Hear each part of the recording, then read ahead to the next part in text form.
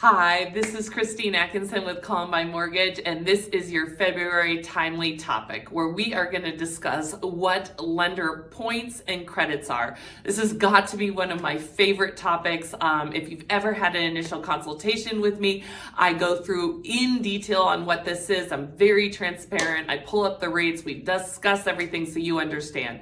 But if you haven't done that yet, then let's have a little discussion on what this is. Okay, what is a lender discount point? Sounds like you're actually getting something, but you're not. This is an upfront fee that you pay at closing for a lower interest rate. And so a lender credit is the opposite of that. It is an upfront credit that you receive for a higher interest rate. And there's various reasons on why you would do one versus the other, which we'll talk about in a minute. Okay, what drives these lender discount points and credits? They are really based on the mortgage-backed security market for a particular rate. So they are moving live with Wall Street as they go through the day. Every day they're different, certainly from day to day. So it's important to understand that they can change, not only with the day and the timing, but also across different lenders. So different lenders will charge different points and different credits for a rate.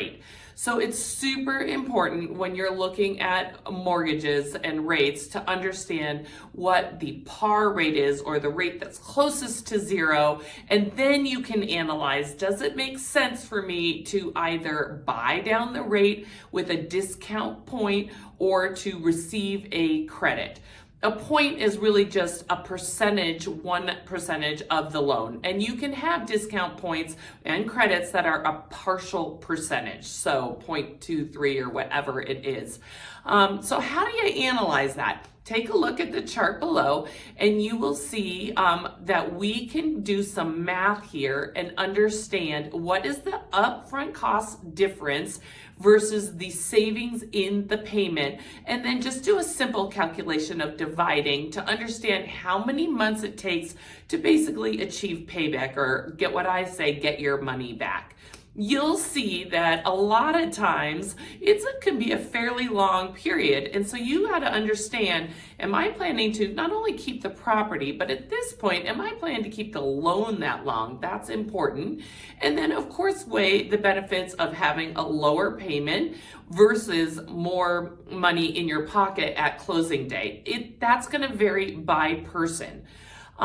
What the biggest thing that I like to just point out is when you see online rates, they every single time they are going to have points associated with them, and that may not make financial sense for your particular situation on how long you think you're going to own the house and how much money you have to pay up front.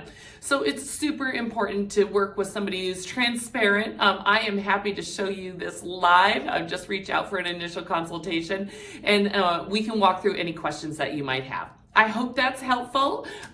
Just reach out if I can be of any help. Thank you.